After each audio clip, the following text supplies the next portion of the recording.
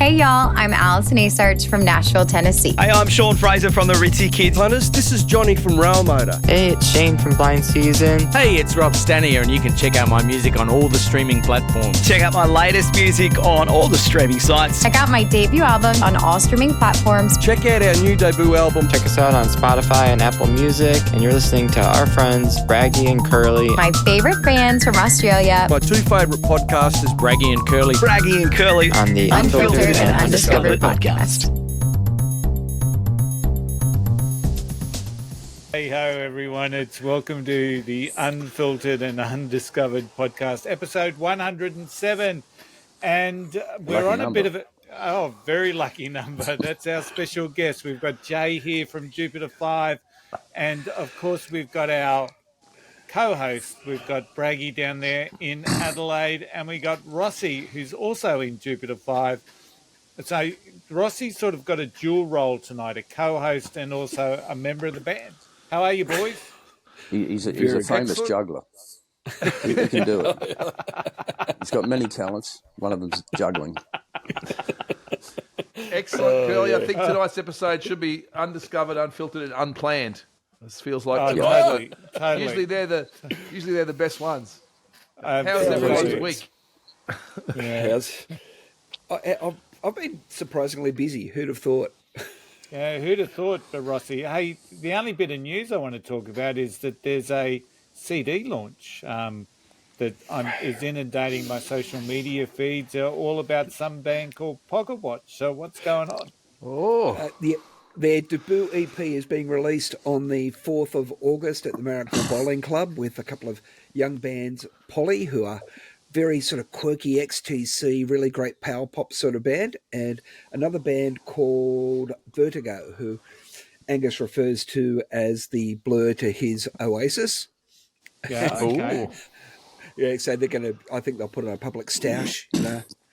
Angus sadly doesn't have a brother in the band, otherwise he could sack him. You know? But the boys are very excited about that. We've sort of been pushing that one out this week. Yeah, absolutely. And the ticket includes the CD. Yeah, everyone who comes to the gig gets a copy of the CD with them, which is great. That's awesome. That's a great idea.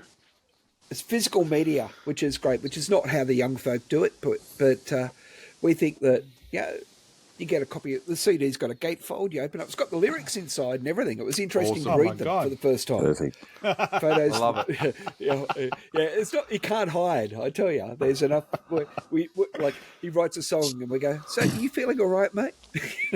Yeah. Yeah, so we're very excited about it, and so are they. So there's a lot of work to be done, but that'll be good fun, that one. And I'm sure you're going to share the success on the podcast when we get past. Yeah, that'd be great. Hey, there's something to be said for a young band with fresh ideas, but with some old heads behind them to steer them in the right direction. Absolutely. And Braggy, we it's are good old that you heads. say that, because it's interesting that there are a lot of young bands that are out there doing it or trying to do it, and there are hardheads everywhere that are probably willing to help give them a hand and point them in the direction. Right. But sometimes the younger bands think that they've either want to do it themselves or feel they need to, or potentially even feel that they know more than And that's okay sometimes. Yeah, that's okay though. Sometimes you have to learn from your mistakes. That's okay if you want to do it that way. Yeah, I'm happy for people to learn from my mistakes. Yeah. and Rossi, one of those things that stood out in Gary Slater's chat last week was the transition from Brisbane to Sydney. So people wouldn't have understood it now. What a daunting thing that was. That was uprooting from the city that was a big country town in those days into Sydney. I've got to say that when that band arrived, they were good. They were good to go. They were very, very good right from the first time I saw them. You saw Voodoo Lust, didn't you, Jay? Yes. I think we played with them, supporting them or them supporting us. I think, yeah. One of your bands, just Jay's been in many, many, many bands. Well, Rossi, with that, I think it's time we did a formal introduction of our guest. Oh. Our guest tonight is Mr. Jay Uni, who is apart from a lot of things, he's a Sydney-based singer, songwriter, guitar player.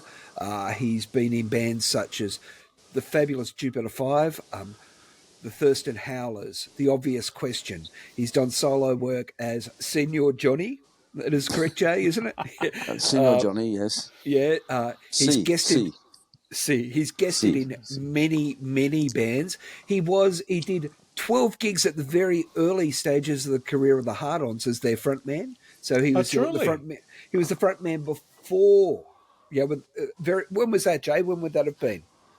1984. Yeah. Oh, you would have come up to. Did the Hard-Ons get up to North Queensland?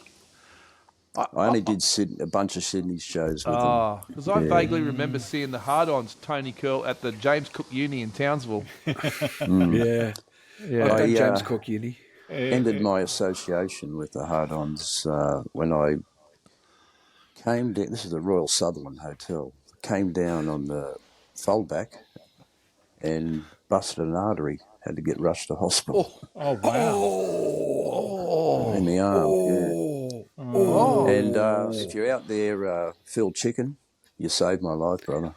Wow! Wow! Yeah.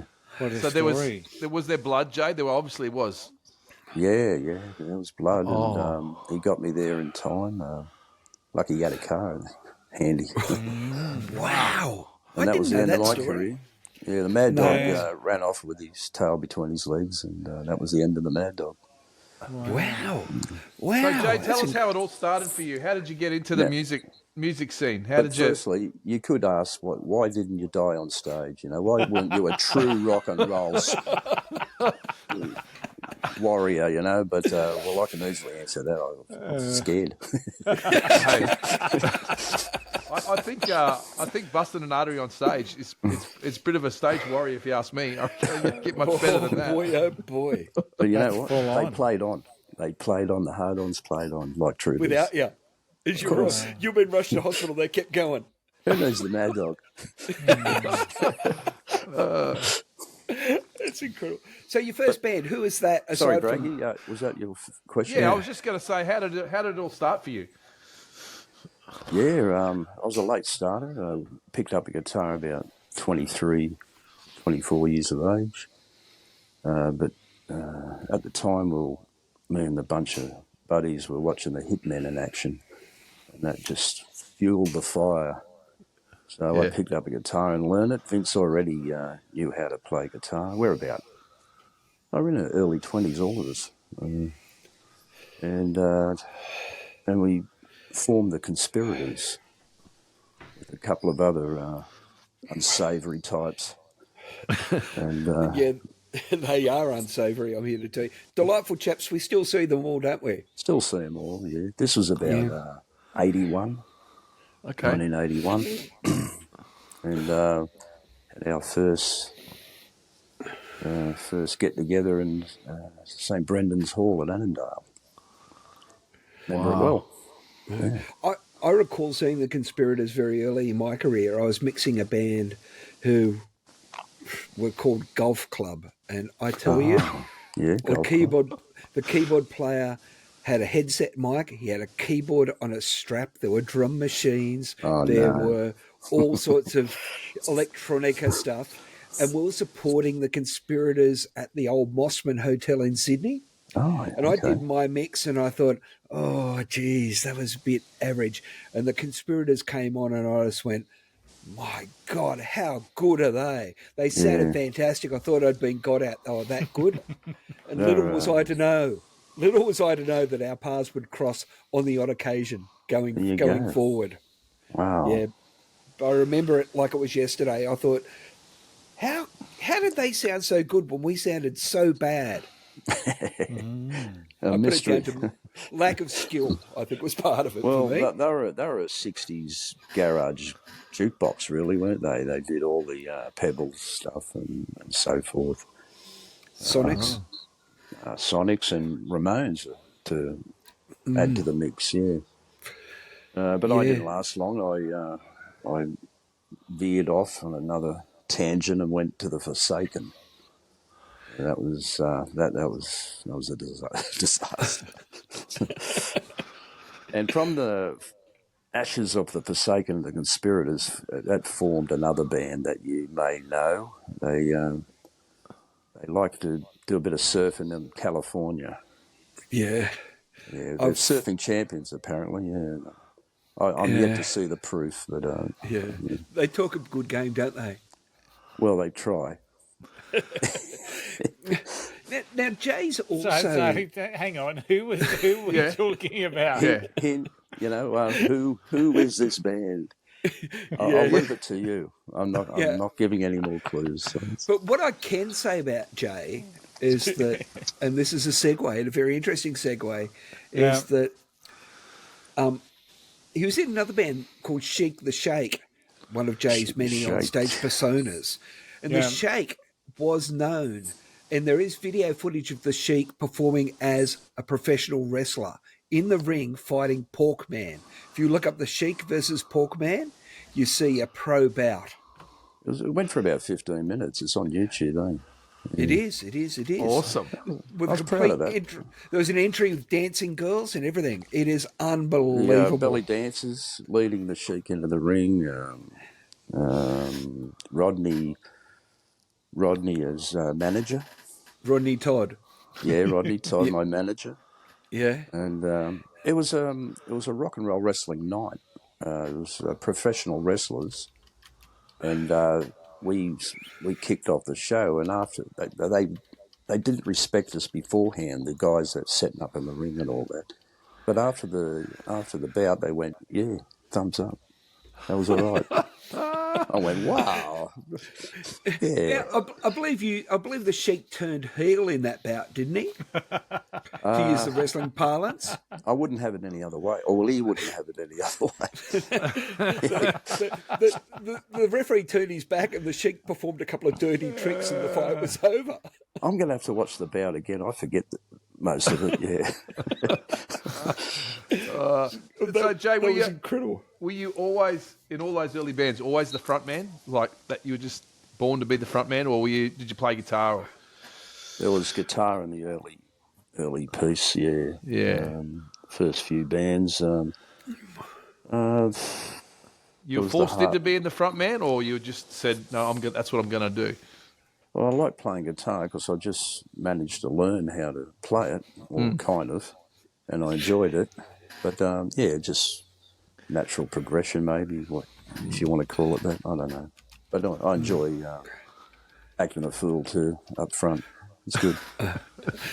Look, I can say, as someone who's I've been in a couple of bands with Jay. We were in 69 BC as well, which was kind of like the precursor to Jupiter 5 in a way, wasn't it, Jay? In a way, yeah. They're very close cousins. Well, there's like three of us the same in both bands, but we do not know what Jay's going to do on stage. Yeah. We don't ask.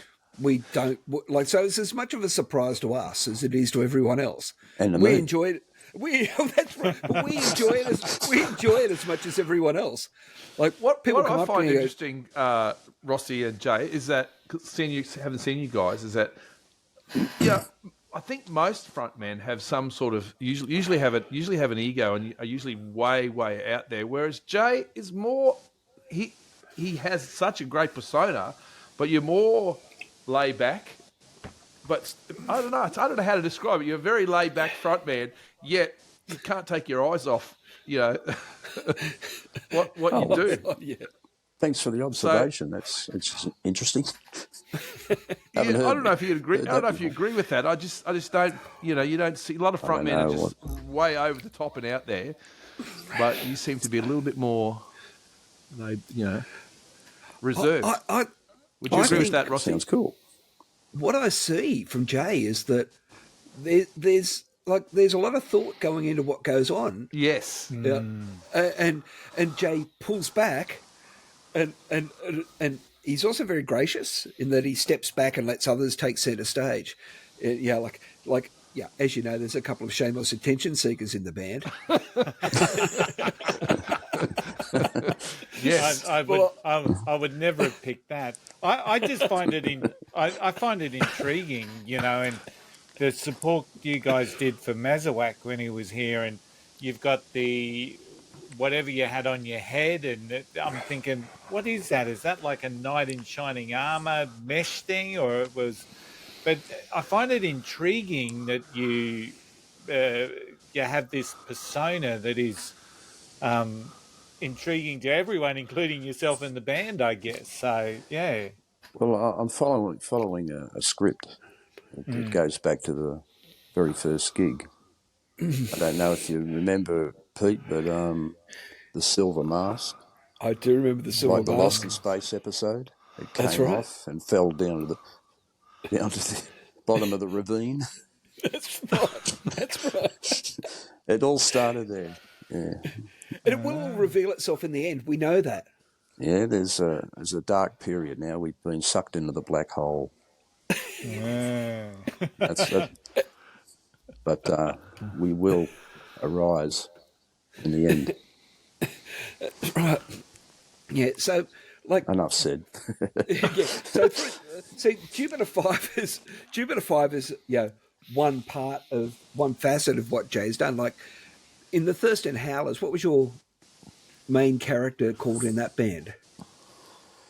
Well, he went from Captain Jet Powers to morphed into Captain Jet Lag. So I found this pilot's hat and coat. Like I don't know if it was Qantas or not, but I found it in some second-hand place in Roselle, and there might be photos around of that. I don't know. There is a photo of you dressed in it with a couple of girls, and you're holding a martini, I think, or a scotch. Yeah, I saw that recently, actually. You look with not Carrie unlike. and Yeah, you look Carrie like Dean Phillips. Martin. You look like Dean Martin. the champagne. What is it? The martini glass. One. Martini glass. Yeah. Yeah. That's in the Thurston Howlers. Thurston Howlers. So is that a play on? Is that Yeah. Gilligan's is Island. that Gilligan's Island? No. Yeah. Yes. That was Thurston Howell the Third. they were a hot yeah. bunch of players. They could really play, those guys. So Morphed from the Crusaders, or a couple of them anyway. Yeah. Have you seen the Crusaders, guys? You haven't No, I seen the haven't. Crusaders? Well, They dress up as Crusaders, oh like Awesome. complete and utter. It's all very 1960s style, which is a big influence on you, isn't it, Jay? It was totally manic. Yeah, it is. Give me that 60s manic thing, and I'm sure to enjoy it. And So Jay, I've just done a- do you think up your characters, or do you just stumble upon them and just go, oh, I'm going to go with that? I think it's a mix, Yeah. history and 60s television. It's Yeah. just a whole, just stir it up and see what comes out. So I've just done a quick check on YouTube, and I've looked up the Thurston Howlers, and I'm looking at a band that are in like Hawaiian shirts or some really Oh, yeah. garish sort of shirts, and you've got like, Fezzes. Fezzes. yeah, is that them? That's them. Yeah. Oh my God.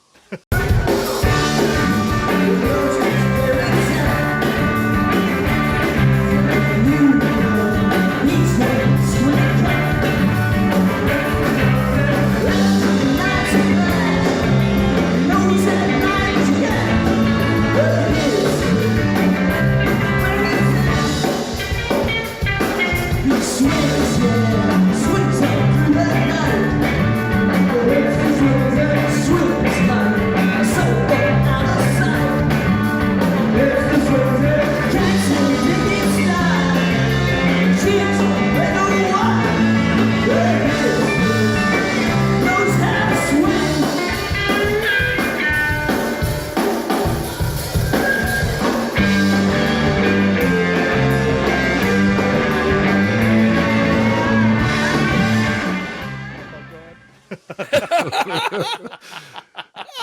You might Curly's find in some love. other footage with dinner suits and tuxedos and that. Yeah, Mate, there's a lot what of a- those bands in America that still got that image and style of music, surf music, and yeah. Yeah, That's a big great influence. look. It's a it's a massive influence on how you operate, though, isn't it? Yeah, it's all again 60s television and just something bright and colourful and fun. Try and have fun. All right, That's so it. I'm gonna play the jingle for first part of Mr. Braggs. All right, so here we go. Let's.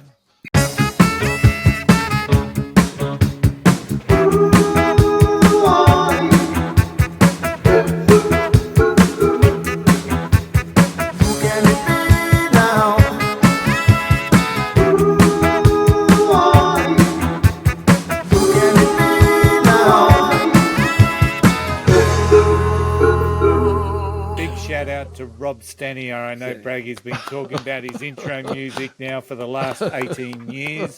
So thanks, I think Rob, it's- for taking the initiative. I thank Rob Now we so need to much. get- I thank Rob so much, we but I need think to- it's a bit long.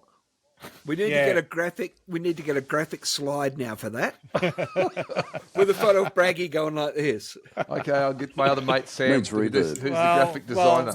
Funny you mentioned that, Rossi, because here's one. It must have been the week for trying to get a thing for Braggy's segment. So this is one that I put up. Who the hell are you?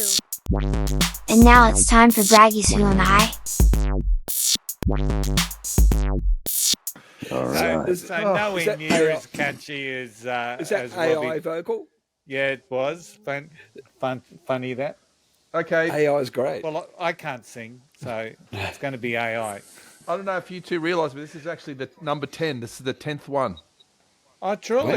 made it to double figures with this segment. Well, Groovy Now, number. this one's going to be for only people of a certain age. I think all you three will qualify. What are you trying to it's, say? and it's as far away from some of the bands we've just been talking about as you could possibly think. That leaves me out. Maybe not. I was born on the 30th of October, 1946 in Newcastle, 46. Okay, yeah. New South Wales. My father was a commercial artist in print advertising, while my mother was a housewife of Welsh-Irish heritage. Soon after I was born, my family relocated to the northern beaches of Sydney. My parents loved musical theatre, and one day, my father made the huge mistake of buying a 2-track reel-to-reel tape recorder. I have no idea why he bought it, but it was there. And one Can night I stop you? Yep. Lindsay Beer. Nope. oh, that was good. Oh, that was very good. That was really good. I have no idea why it was there, but one night I snuck out, turned it on, and I sang into it. And I thought, who's that person coming back on that tape? It intrigued me. Then I asked for a guitar for Christmas, and that was the end of me. I attended Narrabeen Boys High School, showing aptitude in literature, and was selected as a prefect, matriculated in 63. I sang a surf rock song for my first performance at a school dance. As a sporting teen, I played district cricket and was a keen footballer. I also took up surfing, but was hit by a surfboard, knocked unconscious, and almost drowned. I was dragged from the water, resuscitated by fellow surfers, and then taken to Mona Vale Hospital. After being bedridden for 6 months, I eventually recovered from my injuries. I worked briefly as a labourer before starting a journalism cadetship with Sydney morning newspaper, The Daily Telegraph, in 1964. In that year, I interviewed George Harrison during the Beatles tour of Australia for my first front page story. Good luck. Journalist. I should know this. I should, but I don't yet. That's Surfing. good. Newcastle. You'd be good What are to you get it thinking, from Curly? How you going, Curly? I'm typing into Google all these random things. Are you not allowed to do that, Curly? That's cheating. Curly, come on. I'm going. Born in 46, went to Narrabeen High School, and funnily enough, it's not working. So anyway, all right. So that's Hey, past I one. reckon we should ask you guys tell us about how Jupiter 5 actually got started and tell us the deal with that. It was pre-COVID, not by It was? long. I guess I might have got bored and approached.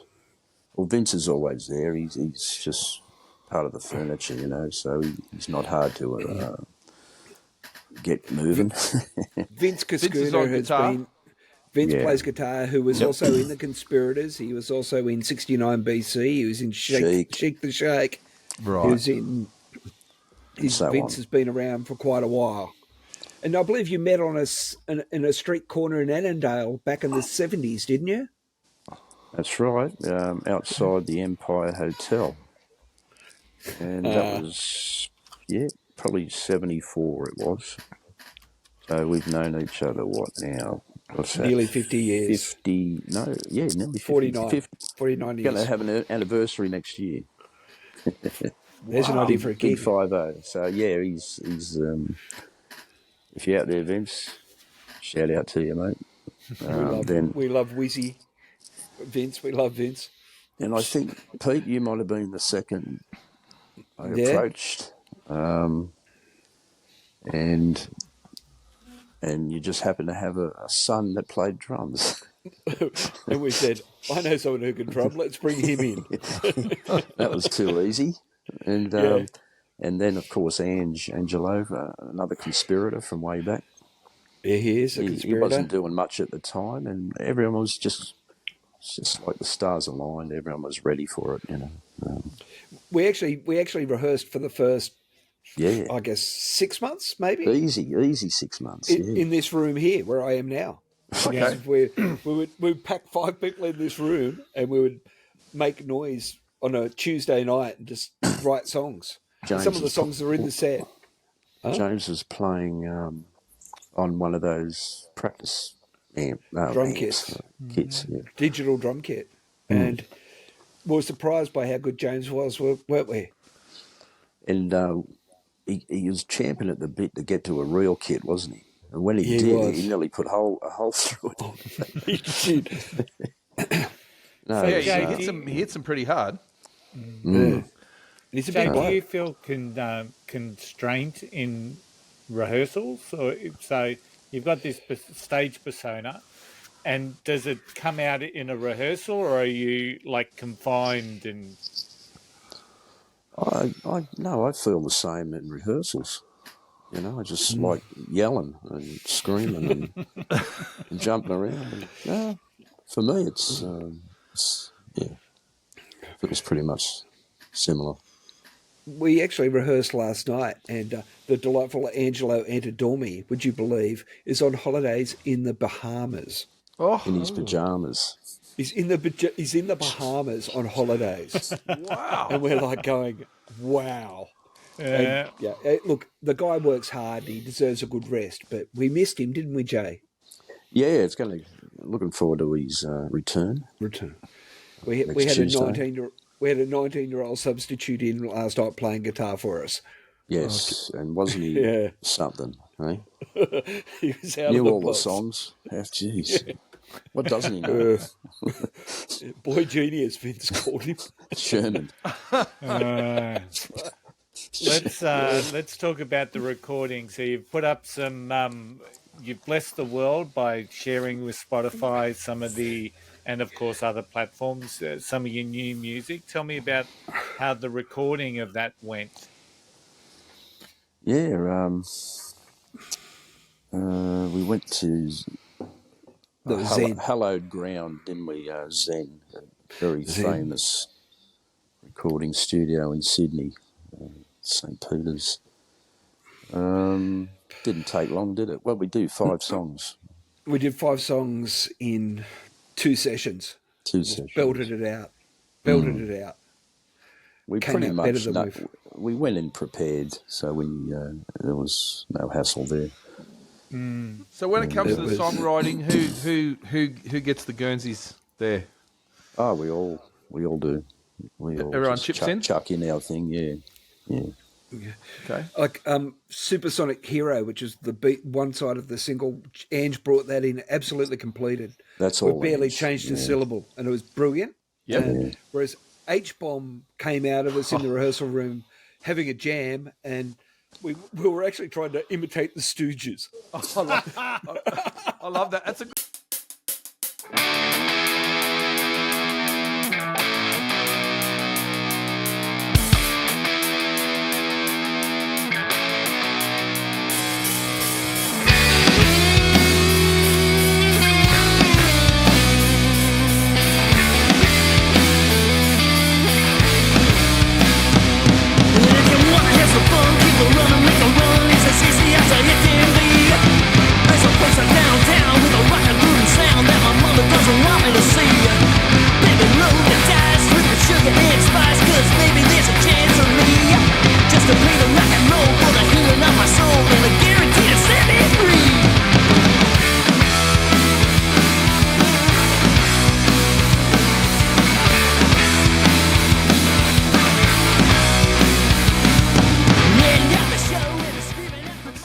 that song, Rossi. Yeah, And what it's came okay. out of it? Well, what came out was our attempt at the Stooges, I guess. And it reflects us, though. It was very much all of us. And like when we nailed it, we're just like, what was that? You know?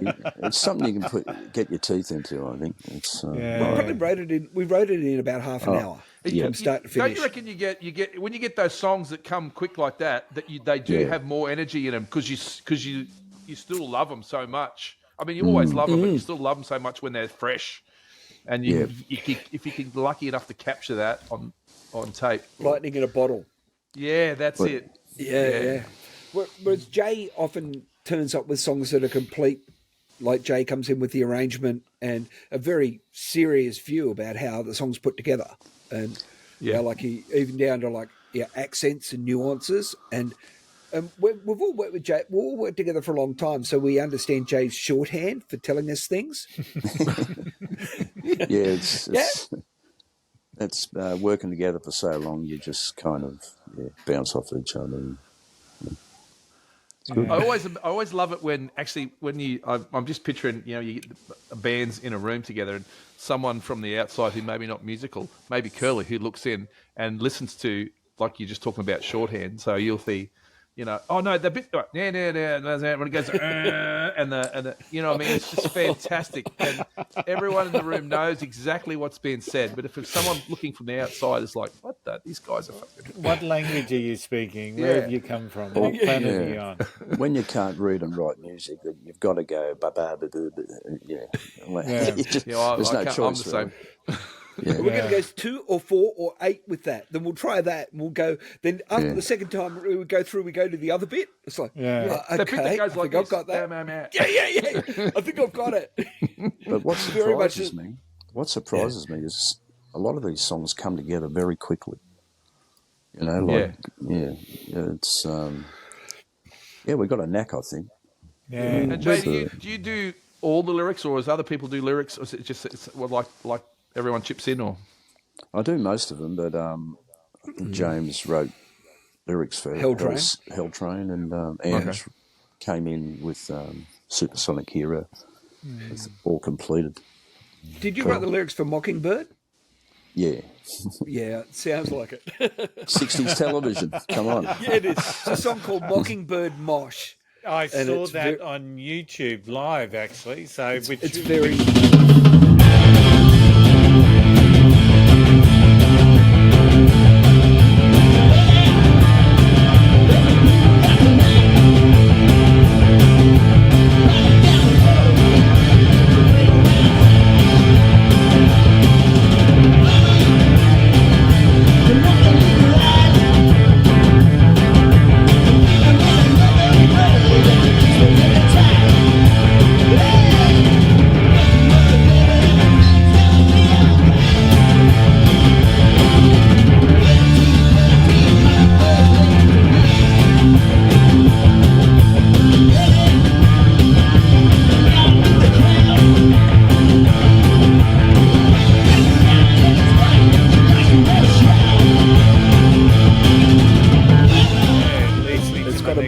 influence. It's got a Munsters influence. One of the favourite ever shows. There's a dynamic between the band. You've got Rossi there that sort of prowls around from side to side, whispering in people's ears, and then coming up the front of the stage, and then you've got Vince on one side, who's a little bit more sedate, from what I've seen anyway.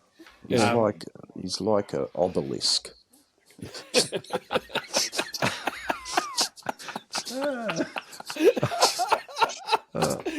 is.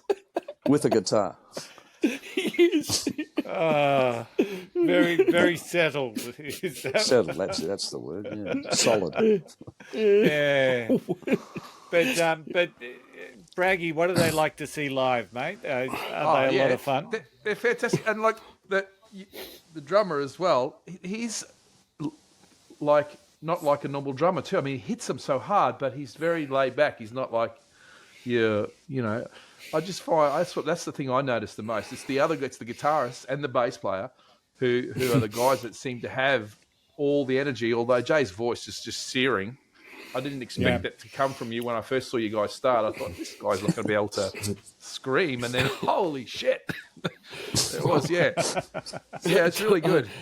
And Rossi's on the one side. He's like something out of Lord of the Rings, like one of the trolls out of Lord of the Rings, prowling. So we are it's a really mishmash. painting a picture of this band, aren't we? It's a mishmash. Go out and see him. My whole band was there, and we're completely different. We don't do the punk thing, but we really enjoyed it. We thought it was just full of energy and great and really loud. I go down the back and try and put James off. And he's lived with me. He's lived with me for most of his life. And I go down the back and I try and do things to put him off his game. He just ignores me. He's just completely. I'm just not even there. And does that annoy you? Does that annoy you, Rossi, that he ignores you? No, it's fine. But I just It's fun trying. I will find a way, won't I? Yeah, I'll find a way. Still working I like on to it. go. I like to go over and see Angelo. Go over for a visit, see Ange for a while. Then I come back and hang out with Vince for a while. About Angelo, that's the icing on the cake to this band. Oh, a Tom Cruise lookalike. Come on. He looks like a cross between Dennis Tech and Tom Cruise. All the ladies want to go, what's your guitarist's name? Someone actually came up to us the other day and asked if Dennis Tech was in our band. Oh. Wow. Okay. Yeah. And that was the night we were supporting. It was when we played with Chris Mazwak. Someone asked us if Dennis Tech was in our band. Can you imagine Dennis supporting Chris? Oh dear. It's not going to work, is it? Oh. Wow. Yeah. Curly, time for part 2. Time for part 2.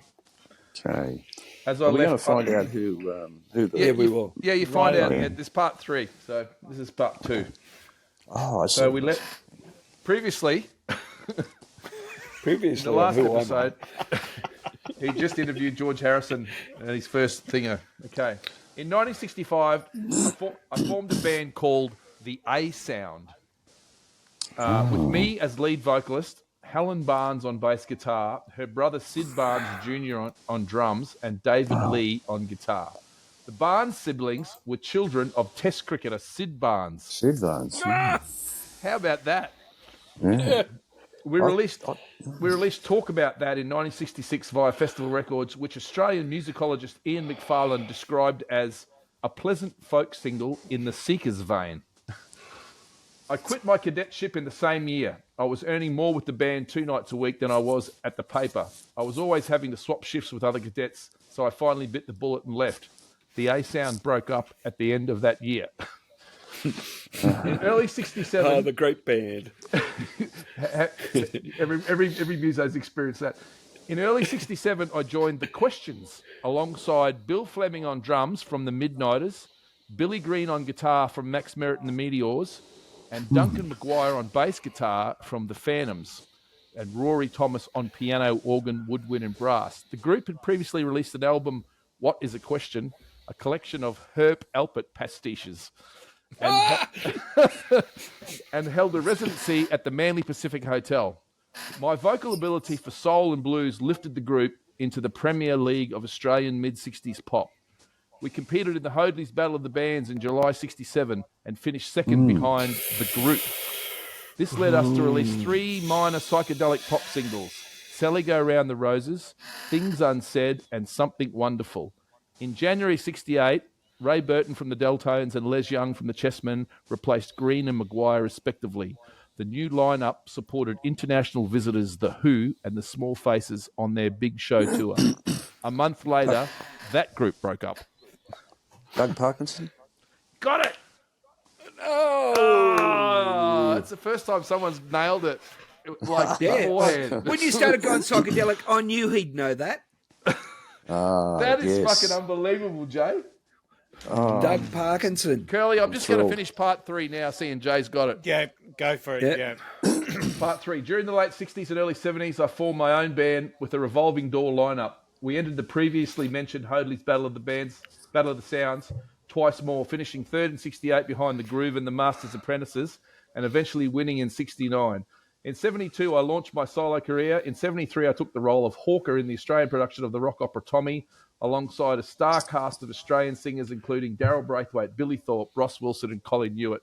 I also played King Herod in Jesus Christ Superstar and sang 2 songs for the soundtrack of the Australian cult biker film Stone. How cool is that? A stalwart of the Australian music scene and known for my big soul voice, unusual facial hair, and hits like Dear Prudence, I'll Be Around Without You. My name is Doug Parkinson. Okay. Recently deceased, unfortunately. Yeah, 2021. Yeah. You know what his road crew used to call him, don't you? No. Drug parking zone. That's like petrol 7 cents a litre. That's right. And leaking again. So, leaking again. So you know how I said I looked it up on Google. I asked who was born in Newcastle 1946 and went to Narrabeen High School. Yeah. The first entry was Narrabeen High School. The second one was Vera Deakin. The third one was from Nostalgia Central, and it was Douglas John Parkinson. There you go. So even with such an open-ended question, What a voice. What a singer. What a voice. Yeah. Wow. His cover of Dear Prudence was pretty good. Not many people can take a Beatles song and turn it around, and he did a great job. I love the groove on Whenever You Want Me, I'll Be. He had some good musos around him, huh? Yeah. Has anyone seen his the Coca-Cola ad from 1969? I do remember that. It's fantastic. Yeah, Coca-Cola. He did the. You got to hear it. You got it there, Curly? You keep talking, Jay. I'm looking it up. Coca-Cola, 1969. Doug Parkinson. It's. I can remember it like it's yesterday. There was an ad. Anyway. There might have been an ad for Hurdley's Violet Crumble Bar, and I remember it. I think it might have been the Sherbet Road Crew setting up. And there was a line in it that goes, "Let's get a little bit more light over here, Spider." Do you remember that ad, Jay? Yeah, there was an ad, and that set me on a path. Sherbet was the first band I ever saw live. It was the first good rock and roll band. Yeah, really good rock and roll band. Here we go. Spread your wings, well out. We're living free, our lives our own. Grab the Coca-Cola, gonna move. It's our scene, baby, it's our groove. Living free goes naturally with Coca-Cola, Coca-Cola. Living free goes naturally with Coca-Cola, Coca-Cola.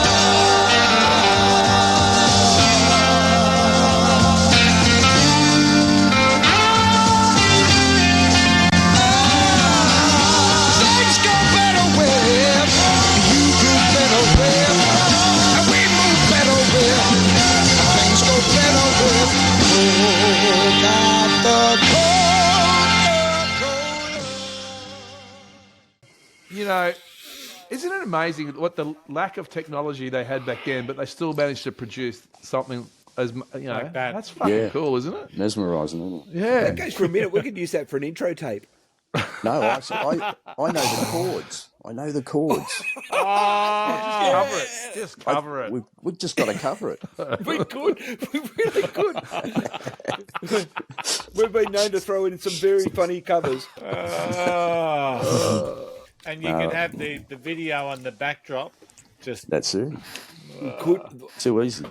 Mate. And we'll dedicate it to Doug. Doug, yeah. So you've got 2 songs out there at the moment. You recorded 5. So if my high school maths is still up to date, that means you got a couple up your sleeve. So when do they come out? They'll go on the album. We've got another 11 tracks. Just 11. A full album. Wow. 13-track album, including the single. Hopefully this year. We're at the mixing stage now. It is. I've been busy, Jay. I've been busy. I know, mate. I know. Anyway, it's a full-length album of Jupiter 5 songs, and awesome. Jay's Yeah, it's an eclectic mix, I assure you. And it's coming. I'm going to put it on CD. Blow the budget CD. for some vinyl. Vinyl's expensive, I heard. Yeah. It is. It's very expensive to do. We're still working on the strategy. We've got to finish the mixing as our next stage. Our mixing engineer Richard Ball has been very much under the pump, working with a number of different bands, from the On and Ons, the Hotness. He's just finished the Pocket Watch record. We got bumped for them. He's doing, but he's down to the last 5 tracks, isn't he, Jay? Yep. Yeah. I can't wait. I can't wait. Actually, I can't wait. Yeah. We're going to go do a couple of gigs now. Yeah. Pay for those recordings. One of the things that strikes me about the 2 songs, H-Bomb and Supersonic Hero, is the differences in the vocals in both. It shows a wide range of, H-Bomb it's almost, how would I describe it? 60s, 70s cartoonish sort of a thing with the Excellent. Yeah. Perfect. It is. It's Kapow Bang.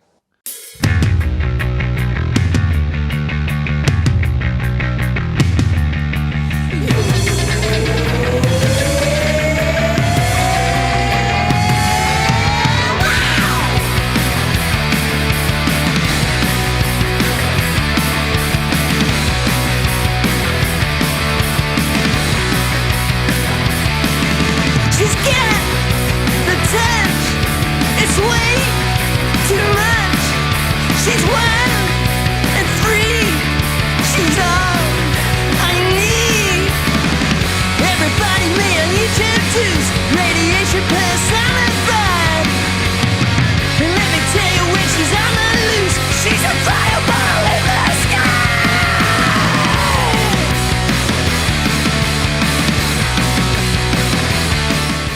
Yeah, it is. Yeah. I was laying the lyrics onto Spotify, and I'd never actually been able to hear the lyrics properly. And as I'm reading them, I'm just like going, "This is utter gold." There's some lines in there. I'm just like going, "The man's a genius." I'm thinking. Oh, I love it. I love it how the bass player doesn't know the lyrics until it's actually out. None of them do. I'm flat out learning the words I have to do backing vocals to. Is it louder this time or faster? I can never remember. Yeah, it's not his job, but isn't it? It's the bass player to keep the rhythm, isn't it? And yes. Well, that's true. Yeah. But when I'm even live, I'm giving out words of wisdom between songs, and Vince says, "What did you say?" Don't you ever listen? It's for you too. Those words could have changed your life, Vince. They could have. Yeah, could well have. No realisation. Curly Jay's show in between songs is fantastic. I think when I was there, the Aliens called and he took a call from them and a few other things like that. So it was it's really people cool. at 5 need to get on a tour and come At up least here to someone gets it. Queensland. Yeah. Yeah, I get it. Well, like I said, we just don't know what's going to happen ourselves. It makes it just as much fun for us. Yeah. I can imagine. So, album comes out this year. Looking forward to it. Rossi, will it come out this year, or are you just going to let work get in the way? It can if we get. I'm really committed to doing it. I'm committed to getting it done. It's been a very long gestation. Some of these songs, we've got so many other songs, right? There's songs that are in the can. We've got another 15 or 20 songs. Another album Wow. at least. Yeah. Yeah. Wow. Yeah, like we've got a lot of material that we You've got need to get it out there. Yeah, And you've as got to Gary get it. Slater said last week, we can't waste it. Yep. That was his good on biggest you, Gaz. regret. That was his biggest regret. All that Well stuff said. that's All those songs he never got down. got to get them down. Because once it's out there forever. Off it goes, travelling out. Yeah. Yeah, Into Yeah. absolutely. astral turf. That's it. Well, guys, I'm going to start the wind up because Braggy's got to get to the first ball of the second test. So, Breaking news. Who's going to win, Braggy? Aussies lost the toss. Let me just check this out. One sec, boys. I'll give you the latest update here. I think Australia should win. Just depends on the wicket. Is it Lords? Stark's in. Stark's in the side. Yep. Oh, so they dropped Boland. Yep, he's been omitted. Wow. Let me ask you guys a question. Go for it. Yeah. What's your take on? What's your stance on the Big Bash? Are you Big Bashers or? I never used to like it, but now I like it because I like it how it's like the tactics change every ball. Yeah. So you got to decide what you're going to bowl every ball. I never used to like it. I was a real test guy. I thought, I still am a test. I still am a test man. It's the greatest. I'm a cricket naffy, Jay. Oh, so sure. Yeah. It's a metaphor for life for me, cricket. And but I've recently got into I don't like the one day game. I find that's the most boring. Yeah. The 50 over game. I don't mind the T20. Yeah. I like how every ball is different. I'd even make it just 100 balls. Yeah. Instead of I 20 think overs. the Big Bash fits for the season that it's in, right in December. But I also think it's too long and we lose interest really quickly. So I think they've shortened it this year, haven't they? So There seems to be a period of time where you can't turn on the TV and see cricket, which kind of detracts from it a bit for me. There's just so much cricket to watch. Well, it's funny you mention that when the West Indies came out in 76, 77, I remember as a kid, just looking forward to that tour like there was no tomorrow. I had my BP poster up on the bedroom that had the Australians and the West Indies all around it. And it was just such an amazing time just waiting for it, the anticipation. Whereas now I just think you get too much of it. I went to the Sydney Test in that series. Yeah. Did you? I went one day, and Andy Roberts, with the ball in his hand, looked like a lion. Yeah. Other days. I still think there's no Viv Richards. There's no other player with the swagger like Viv Richards. He just comes out and he says, "I'm going to tear you apart." I remember him to wear a helmet. I remember going to the Gabba. I remember going to the Gabba in the 80s because I used to play cricket on a trip up to Brizzy to play cricket, and we took us to the Gabba, and I remember it was the afternoon session we were there for. Joel Garner was feeling down at fine leg, and someone had turned the ball down to fine leg, and Joel Garner had put his hand out, and the shadow, because it was the afternoon, the shadow that it cast was just so long, and this little ball would just disappear into this black shadow hole, and he would throw it in. He was throwing it in from the boundary, left-handed or right-handed, bang bang over the stumps. Yeah. I remember seeing him. When World Series cricket was on, he was at the showground, and I was just outside the rope where he was fielding, and he was like an eclipse, man. Yeah. You couldn't see anything. He was so big, big, but people saying awful things to him. He just had a smile on his face. No, those boys didn't. That group didn't care. Eh? Those boys would have been smoking a few J's in the dressing room after the game. I reckon those boys. Intimidating. Didn't take offence in those days. Yeah, intimidating. The bowling team were just brutal, terrifying. Yeah, I loved it. Absolutely. Imagine facing one. I'm gonna wind this up, guys. So, thank you so much, Jay, for joining us tonight. Thank you, guys. It's been unreal. I'm looking forward to seeing the album come out. We've included H-Bomb and Supersonic Hero in the Unfiltered and Undiscovered playlist on Spotify. Gents, we are now up to 239 songs on that playlist. So it just keeps growing, which is beautiful. Wherever you've watched this or listened to it, please like, subscribe. All of Jupiter 5 links will be in the show notes. And of course, ours will be as well. Lyrics from the playlist. A very simple one tonight from that great band, Modern English. I'll Stop the World.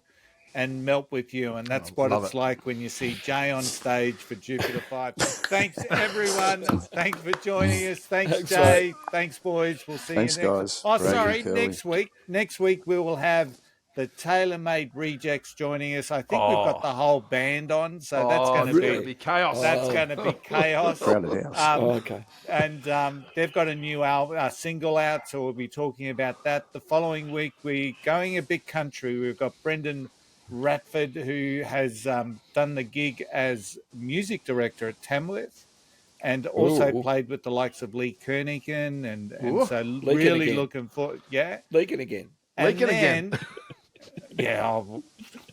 and then the week after that, we got a young lady who's put out her first single, a lady called Josie, country music artist. So once again, 2 weeks of country. Country. Okay, music. it's going to be good. Looking good. So look forward to our next couple of episodes. Thanks, Jay. Thanks, boys. We'll see you all Thanks, again next week. Bye for now. Ciao.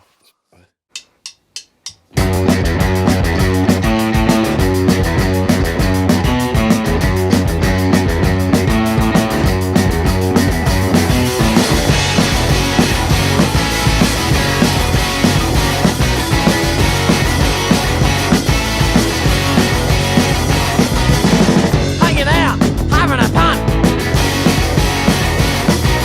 'Cause my rent's due at the end of the month. Getting hungry and fanging a feed. Something greasy, gravy and beef. All I want and all I need, all I crave is a good pub feed. All I want and all I need, all I crave is a good pub feed.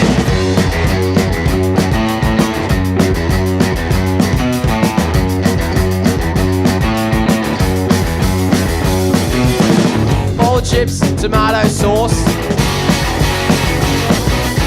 Can't get enough, I'm begging for more. 'Cause I came here at 5:45. And I ain't gonna leave till I get my fix. All I want and all I need, all I crave is a good pub feed. All I want and all I need, all I crave is a good pub feed.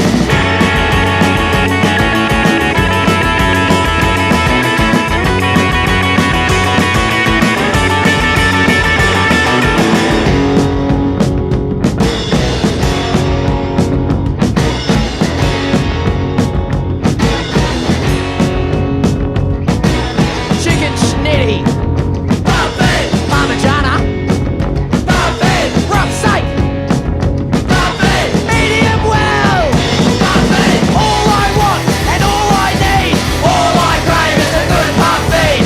All I want and all I need, all I crave is a good buffet. All I crave is a good buffet.